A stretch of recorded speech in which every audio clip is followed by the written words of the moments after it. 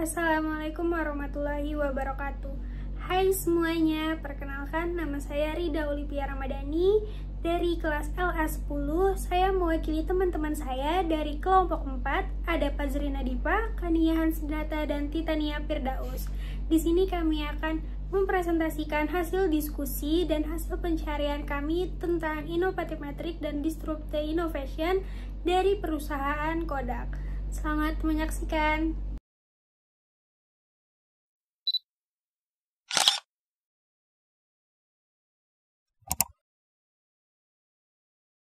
Eastman Kodak Company, atau yang lebih sering dikenal dengan nama Kodak, adalah perusahaan fotografi asal Amerika Serikat yang didirikan pada tahun 1888.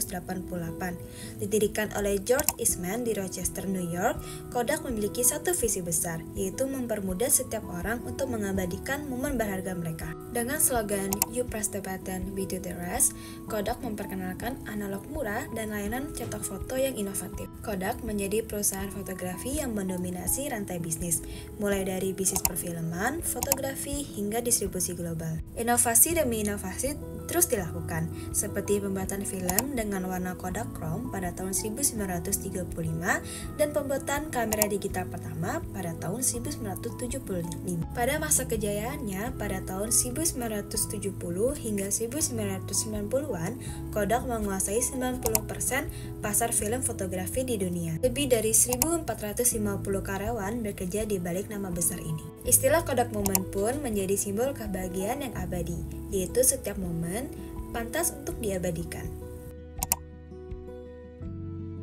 Namun, kejayaan itu perlahan memudar. Ironisnya, Kodak sendiri adalah pencipta kamera digital pertama di dunia. Tapi mereka takut inovasi ini akan menghancurkan bisnis film analog yang sangat menguntungkan. Keputusan untuk menunda transformasi digital menjadi kesalahan fatal. Ketika kompetitor seperti Canon, Sony, dan Smartphone mulai berenovasi, Kodak tertinggal jauh di belakang. Perusahaan yang menjadi simbol fotografi dunia kini hanya tertinggal pelajaran penting. Bahkan tanpa kemampuan beradaptasi dengan disrupsi teknologi, bahkan raksasa pun bisa tumbang. Kodak bukan hanya cerita untuk kegagalan bisnis, tetapi betapa pentingnya untuk berani mengambil perubahan. Dari sini kita bisa belajar bahwa inovasi tanpa adaptasi adalah sejarah yang terlupakan. Profil bisnis disruptor dari salah satu perusahaan teknologi besar asal Jepang, yaitu Canon Incorporated, yang dikenal sebagai disruptor bagi perusahaan Kodak. Canon merupakan perusahaan yang bergerak di bidang teknologi optik dan pencitraan digital, mencakup produk seperti kamera, printer, scanner, dan berbagai peralatan elektronik kantor.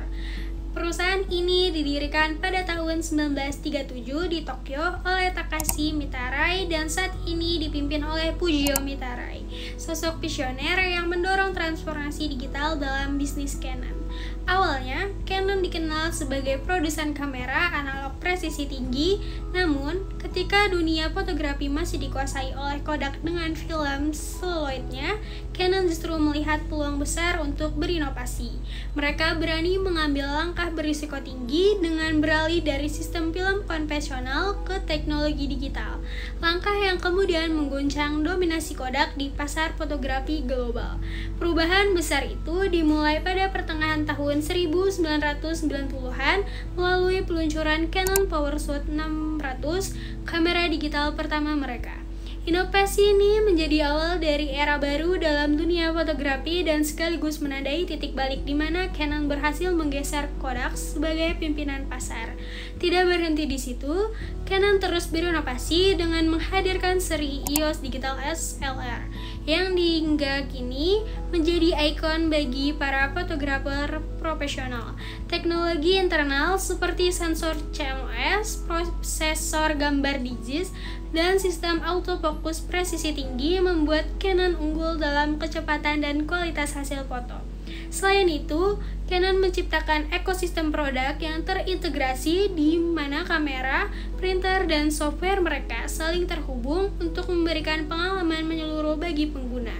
Langkah ini membuat Canon semakin kuat dan sulit disaingi di industri pencitraan digital. Di bawah kepemimpinan Fujio Mitarai, Canon juga dikenal berani meninggalkan bisnis analog demi fokus pada masa depan digital yang lebih berkelanjutan.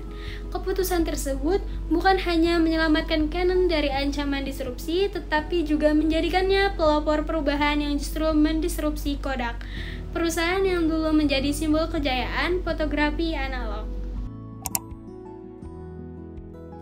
Pada bagian ini, saya akan membahas mengenai bisnis disruptor dalam perspektif inovasi disrupsi. Konsep ini melihat bagaimana perusahaan Canon mampu menciptakan perubahan besar di pasar melalui teknologi atau model bisnis baru yang menggantikan cara lama Kodak bekerja. Yang pertama adalah enabling technology. Salah satu alasan utama Canon mampu menyaingi dan akhirnya menggantikan dominasi Kodak adalah karena keberhasilannya dalam mengembangkan teknologi yang menjadi dasar perubahan besar di industri fotografi. Canon menciptakan sensor CMOS yang lebih efisien dibandingkan sensor CCD yang digunakan oleh Kodak. Sensor ini memiliki keunggulan dalam konsumsi daya yang rendah, kecepatan pembacaan yang tinggi, serta biaya produksi yang lebih hemat. Inovasi ini membuat kamera digital menjadi lebih ringan, praktis, dan terjangkau bagi masyarakat luas. Selain itu, Canon juga mengembangkan prosesor gambar atau DIGIC sebagai otak pemrosesan gambar. Teknologi ini mampu menghasilkan warna yang lebih akurat, mengurangi noise, dan mempercepat pemrosesan gambar, sehingga hasil foto menjadi lebih berkualitas tanpa mengorbankan kecepatan pemotretan. Canon juga menyesuaikan diri dengan perkembangan zaman melalui fitur Wi-Fi and Bluetooth yang memungkinkan pengguna mentransfer foto langsung ke smartphone tanpa perlu proses cetak fisik. Yang kedua adalah inovatif business model. Perbedaan yang paling jelas antara Canon dan Kodak terlihat pada model bisnisnya. Kodak masih mempertahankan sistem lama dengan menjual kamera berharga terjangkau namun mengandalkan keuntungan besar dari penjualan film dan jasa cetak foto. Ketika teknologi mulai beralih ke digital, model ini menjadi kelemahan utama karena Kodak terlalu bergantung pada pendapatan dari film. Sebaliknya, Canon mengambil langkah inovatif dengan fokus pada penjualan produk bernilai tinggi dan berorientasi jangka panjang. Canon tidak lagi bergantung pada pembelian berulang, melainkan pada keunggulan teknologi dan pengalaman pengguna. Selain itu, Canon membangun ekosistem produk yang terintegrasi, mulai dari kamera, lensa, printer, hingga software editing, untuk memberikan pengalaman menyeluruh kepada pengguna. Canon juga menyesuaikan strategi pemasarannya dengan perkembangan tren. Perusahaan kini menargetkan generasi muda atau Gen Z melalui produk seperti EOS R100 yang menggabungkan performa tinggi dengan harga terjangkau. Strategi pemasaran mereka juga lebih interaktif seperti kampanye kreatif, kolaborasi dengan komunitas, serta promosi melalui media sosial dan influence. Yang terakhir adalah coherent value network.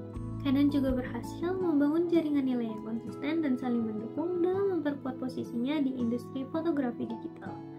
Pada bagian supply chain, Canon bekerja sama dengan produsen chip dan komponen elektronik di Asia seperti Jepang, Taiwan, dan Korea Selatan.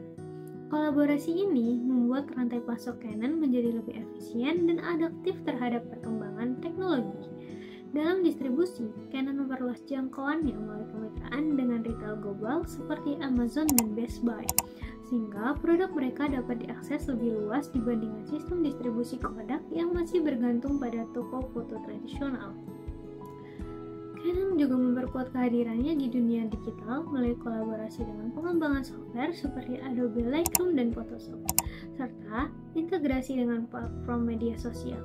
Selain itu, Canon membangun komunitas pengguna melalui workshop, forum, kompetisi fotografi, dan menciptakan efek jaringan atau network effect dan meningkatkan loyalitas pelanggan. Jadi, untuk di mana sih bisnis mereka berdua itu ada di kuadran yang mana? Jadi disrupti yaitu Kodak itu berada di kuadran yang mana pada matriks innovation, dan juga sebaliknya untuk Conan dia itu berada di kuadran yang mana. Jadi untuk yang bisnis disrupti yaitu Kodak, dia itu ada di kuadran 1 yaitu sustaining innovation. Nah sebetulnya sendiri khusus untuk kasusnya Kodak, dia itu sebenarnya sudah berada di kuadran 4. Jadi dimana mereka itu menemukan innovation bahwa mereka itu bisa menciptakan suatu inovasi pada produk mereka, yaitu dengan menggunakan kamera yang lebih digital lagi. Tetapi berhubung mereka itu merasa bahwa mereka itu akan menghancurkan lini bisnis mereka pada saat itu, dimana pada masa jayanya itu masih semi tradisional. Jadi dia itu untuk si Kodak sendiri dia berada di sustaining innovation yaitu pada kuadran 1.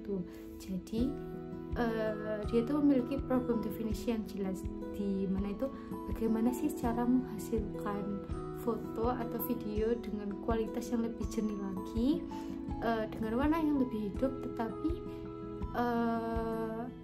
dengan biaya cetak yang lebih murah, dan domain definition mereka itu juga masih jelas, yaitu dimana mereka itu bisa mendominasi pada teknologi dan juga seluruh model bisnis, R&D, dan keuntungan Kodak itu pada saat itu masih bergantung pada penjualan film dan kertas foto. Jadi itu juga salah satu kenapa Kodak ini tidak mau melaunchingkan inovasi produk mereka yang berbasis teknologi yang lebih canggih pada saat itu. Lalu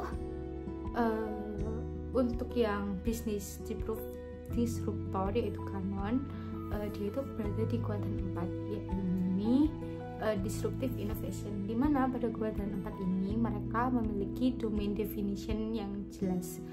Seperti di sini itu kasusnya itu Canon memiliki keahlian yang jelas pada bidang elektronik, optik, manufaktur sensor, dan bahkan prosedur gambar. Jadi solusi digital yang diusung oleh Canon itu sangat fungsional. Mereka itu tahu bagaimana sih caranya mereka itu mengambil pasar dengan kamera digital. Tapi perlu digarisbawahi, pada awalnya Canon ini tidak memangsa pasar yang sama oleh Kodak. Sebaliknya itu Canon itu menyasar permasalahan baru yang pada saat itu masih belum terdefinisikan secara jelas, yaitu seperti gimana sih caranya untuk mengambil foto secara instan, terus berbagi foto itu tanpa perlu repot-repot untuk mencetak foto begitu, dan bagaimana cara mengambil ratusan foto tanpa khawatir biaya yang terlalu besar.